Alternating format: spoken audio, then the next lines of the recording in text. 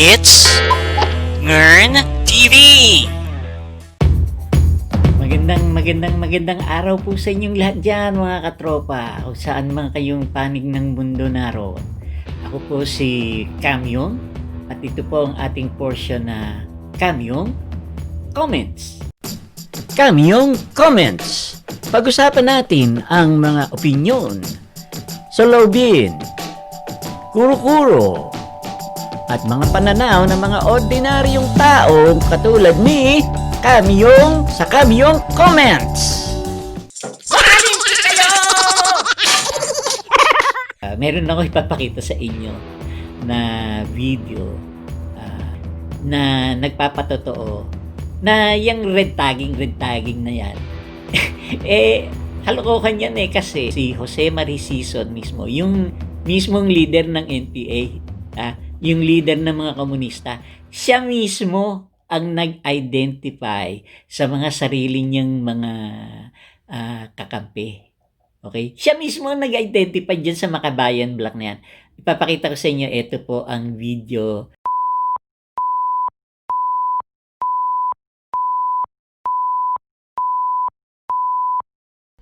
There are three processes by which the Philippine Revolution is to be advanced. These include the building of the Communist Party of the Philippines, the building of the new People's Army, and the building of the National Democratic Front. The Communist Party of the Philippines was established on December 6, 1968 as the Marxist-Leninist vanguard party of the working class. This party is supposed to be the standard bearer of the working class, which is that class that is the most progressive, productive, and political force in the Philippines. It is true that a minority class, especially only the party which represents it, cannot win the Philippine Revolution all by itself. At any rate, even while there are the forces of armed revolution, there are the legal democratic forces in the Philippines. The biggest of these is Bagong Alyansang Makabayan, or Bayan in short. It has a membership of more than 2 million members in more than 1,000 member organizations. Its biggest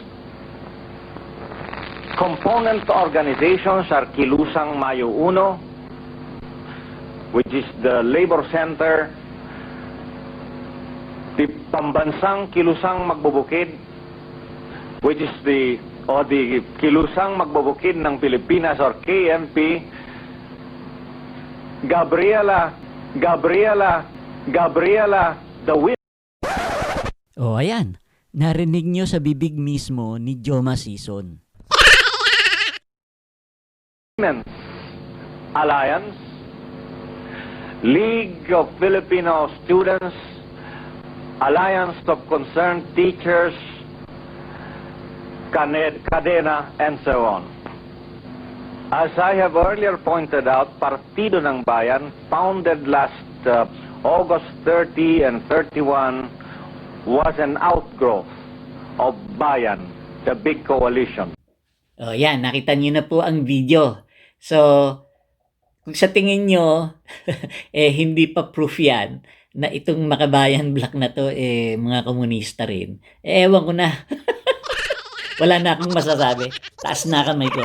Pero anyway, balik tayo dito sa issue ni Lisa Soberano, no, na yun nga, nag-alala yung general, pinadala siya ng sulat ni General Perlade sa yung magulang niya, at naintindahan naman nila. Ang problema, itong mainstream media, panay ang yung ika nga yung yung istorya, itinatama na nung mismong iniistoryahan nila, hindi pa rin sila nakikinig. Tuloy pa rin sila doon sa istorya nila. Kahit sinasabi na ni Perlade, "Oy, sumulat na sa akin ng mga parents ni Lisa Soberano, nagpapasalamat sa akin." Yun po ang yun po ang mga nangyayari na itong mainstream media, talagang kitang-kita na ah, yung kanilang tunay na kulay, yung paniniwala nila.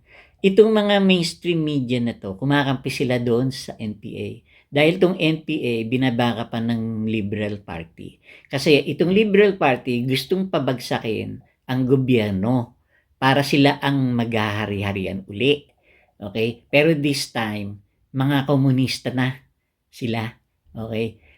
Mangungurakot pa rin sila. Yan, sina Hontiveros na yan, sina Drillo na yan. Naku, tuwang-tuwa yan. Pagbagsak ni Duterte, si Leni Robredo, pinakamasayang tao na sa buong mundo niya. Pagbagsak ng gobyerno at si Duterte. Ha? So, ang masaklap dito sa issue ni Lisa Soberano, meron pa isa siyang kasama, si Catriona Gray, yung Miss Universe. Kasama niya doon sa Gabriela nung araw na yun. Nag-speaking sila doon. Ito ang nakakatakot kasi itong si Catriona Gray, wala kang maririnig sa kanya. Okay, so nakakakawa kasi isipin mo na lang kung ano mangyayari dito sa mga taong to, na nagbigay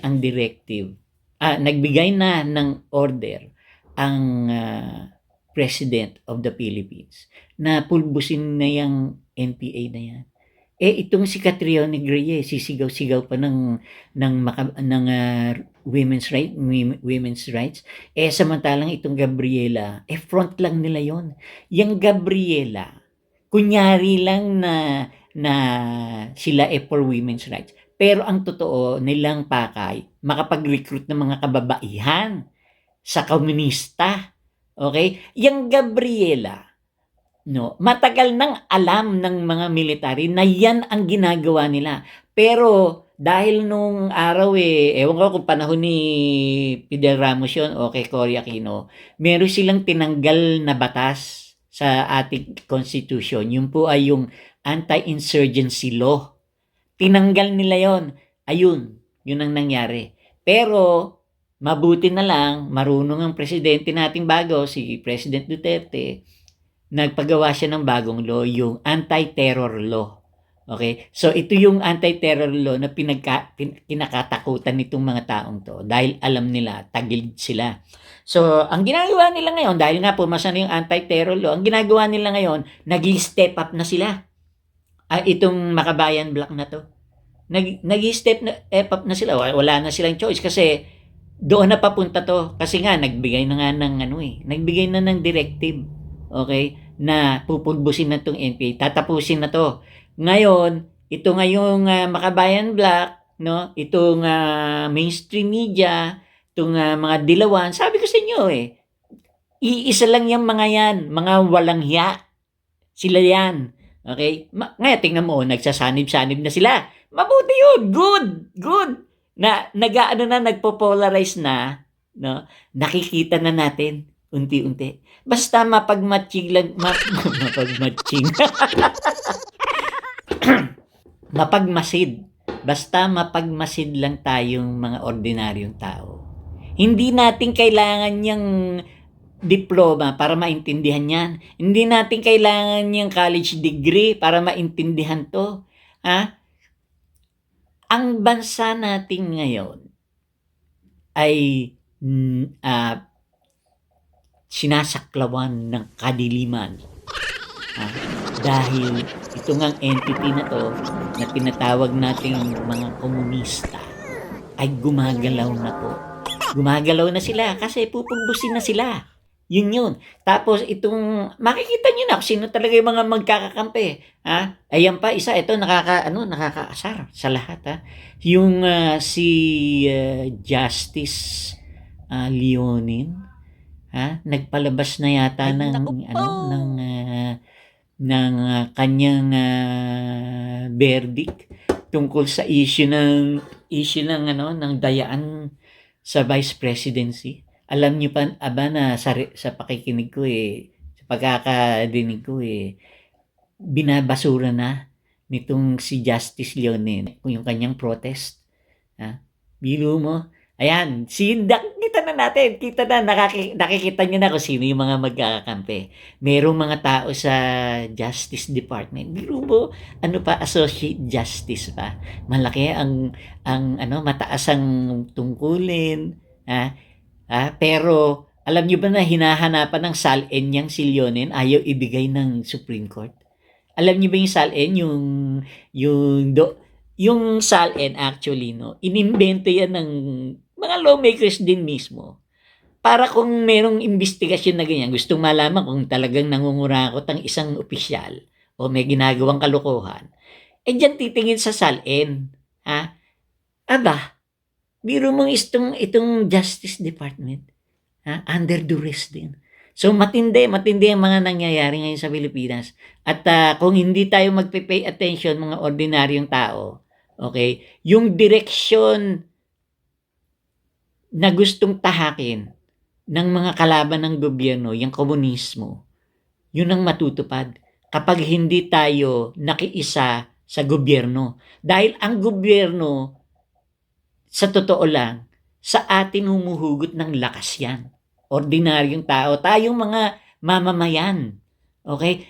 Pag hinayaan natin itong mga communist blocks na to, sinasabi nila makabayan block. Communist block yan na yun ang layo nila, silbihan na ang komunismo. Kapag hindi tayo nag-pay attention, walang mangyayari sa Pilipinas. Ngayon, tulad ko, ako nasa Amerika ako, kung may mangyayari nga ganyan sa Pilipinas, mawawala na ako ng retirement place, yung pag-uuwi ako, pag-retire ko. Pero, at least buhay pa ako rito. Paano kayo dyan? Nandyan sa Pilipinas. Hahayaan nyo na lang ba na ma-recruit si Catriona Gray at saka si Lisa Soberano na maging spokespersons para sa mga komunista nang hindi nila alam? Maring hindi nila alam yan Kasi most likely hindi nila alam kasi nakikipag-usap sila Kung alam ba nila makikipag-usap sila? Hindi. May mga utak din naman yung mga taong yan. Naiintindihan naman nila ang ibig sabihin ng liberty, saka democracy, saka freedom. See? So, kung alam lang nila na mga komunista yung Gabriela, hindi naman susulpot yung mga yan doon. Pero dahil nga sa clandestine operations ng Gabriela, nakakapagtago sila, na nakakapaglihim sila ng mga kapalpakan nila. At ang masaklap niyan, meron pang speaker daw. Hindi raw maganda yan. At dahil daw yung kanyang mga congressman, nate-threaten daw yung buhay. Ay, nako, Maria, Jesus, Josep, anong klaseng pag-iisip yung nagkakaroon na ng kaguluhan kumakampi ka pa kumakampi sa kalaban. Kaya itong si Velasco, talagang kitang-kita mo pagka newbie, may term yan sa English, yung newbie. Ibig sabihin yung newbie, yung baguhan, yung wala pang experience. Speaker na paupo dyan, walang experience. Dahil sa dahil daw siya malakas kay Duterte. Malakas daw siya kasi kaibigan siya ng mga Duterte. Biro mong gamitin pa si Inday Sara para makuha niya yung speakership niya. Tapos ito ngayon ang ginagawa, pinagtatanggol ang mga Makabayan Blacks. 7 'yon, 7 mga 6 o 7 na mga mga miyembro ng komunista na nandun sa Kongreso ngayon nagpapanggap na sila na mga human rights groups, yung women's rights, Gabriela, ganyan, yung mga magsasaka, yan, yung mga advocacies na kung papakinggan nyo, maganda advocacy para sa mga magsasaka. Ganda, di ba? Ang ganda pakinggan. Advocacy para sa karapatan ng mga kababaihan. Ang gandang pakinggan. Ang ganda pakinggan, Pero hindi po yun ang tunay nilang pakay. Kitang-kita naman sa ginagawa nila. Sample na lang yung Gabriela. Lumabas yung balita na yan, dyan sa ABS-CBN daw, ay merong penthouse kung saan yung mga artista na gustong sumikat, pinapaakyat daw dyan. At pag umakyat daw doon sa penthouse, sisikat. Ewan ko na kung paano nangyayari na yung mga magagandang babae raw. Ngayon, wala kang maririnig dito sa Gabriela. Wala kang maririnig.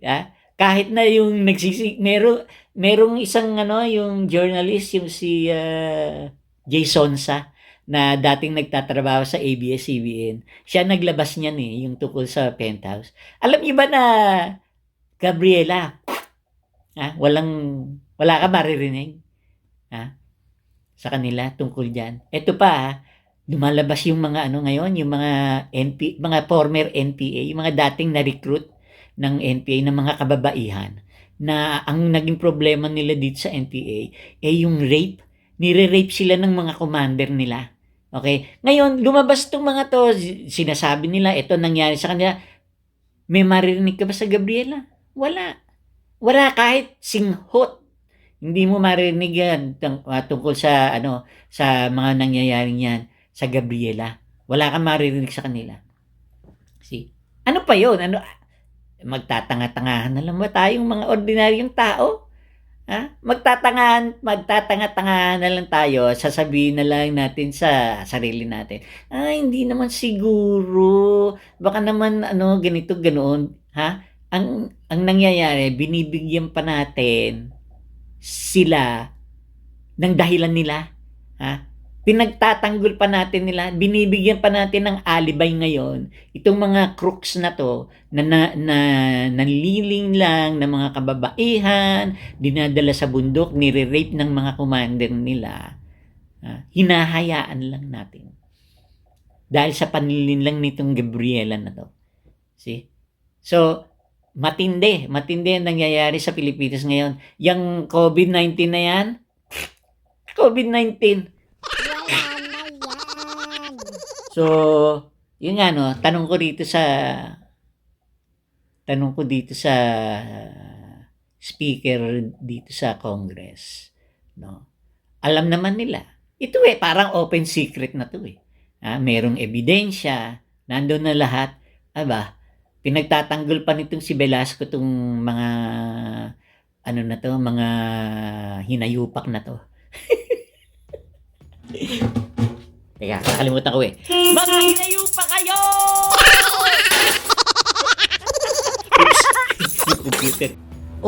Hanggang dito na lang po muna mga katropa. Like, share, and subscribe. And I'll see you soon!